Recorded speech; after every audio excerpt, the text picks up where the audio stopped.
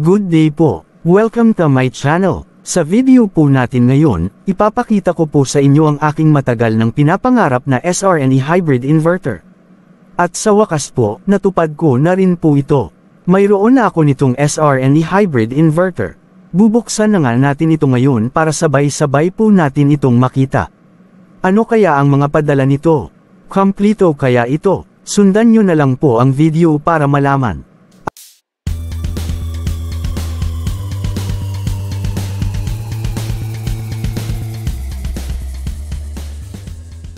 Ayan na po, nabuksan na po natin.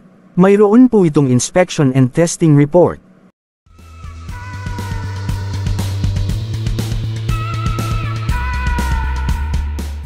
Din mayroon ding communication cable papuntang battery.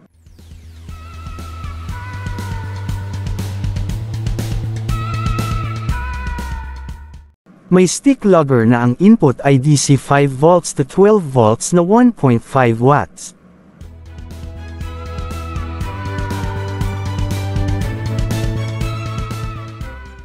Tingnan po natin ang laman nitong maliit na box. Mayroon itong cable wire para sa stick logger. Hooks at screw para sa holder ng stick logger.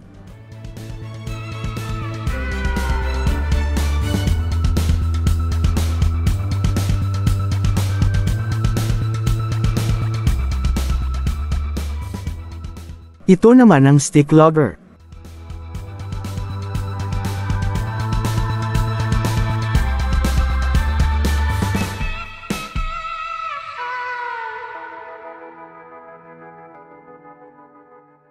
Din ang kanyang holder.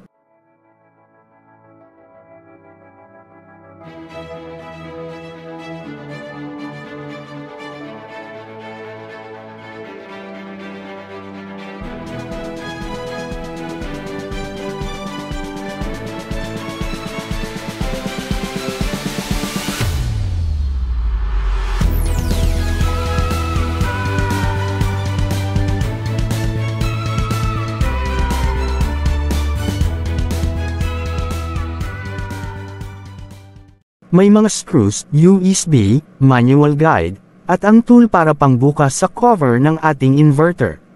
Para saan kaya itong USB? Bakit may USB? Sana may makasagot sa tanong ko. Comment na lang po sa comment section sa baba ng ating video. May warranty card. Ang warranty nga pala ng ating hybrid inverter ay 5 years.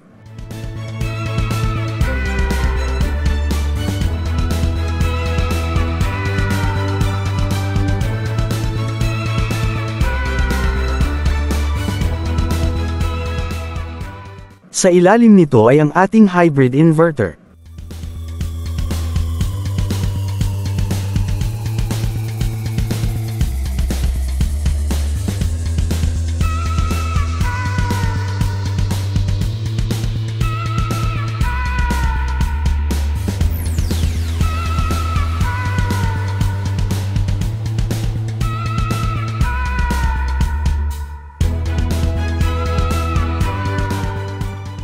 Ayan guys, napakabigat po nito. Talagang ang laki po. Ang ganda pa. Solid na solid po. Ingat lang po sa paglabas nito, sayang naman pag mabitawan.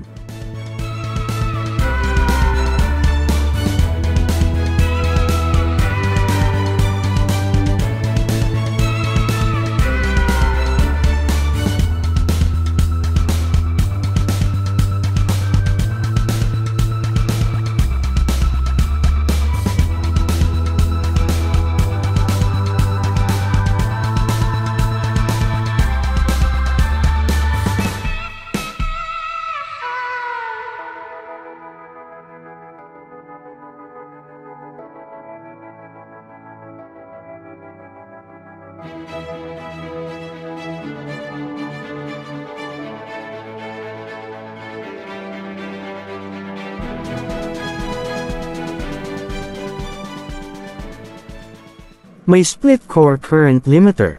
Gamit nito kaya nitong i-detect kung may current na dadaan sa wire na paglalagyan nito. Importante po ito para malimitahan po ng ating inverter ang current na ipoproduce ng ating hybrid inverter.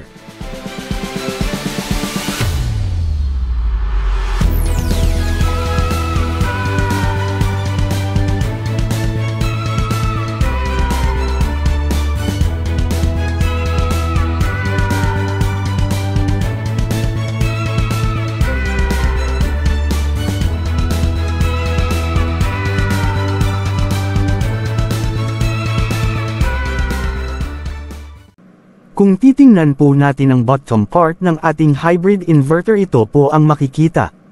May grid, gen, COM1, COM2, COM3, load, ground, battery, power button at ang input PV1 at ang PV2. Halos isang dangkal po ang lapad nito.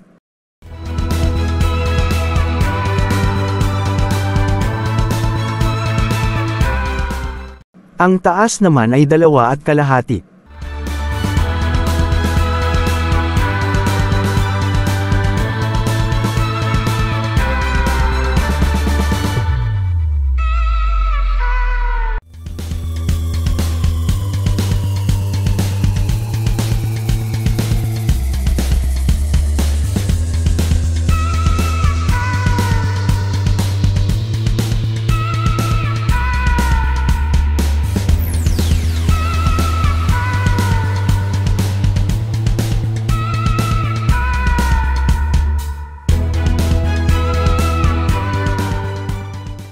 Sa gilid po ay ang specs nito.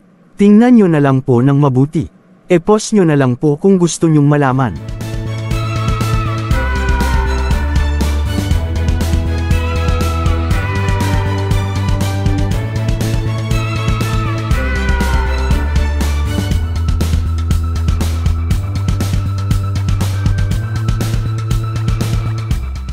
May dalawang fan din sa ilalim nito.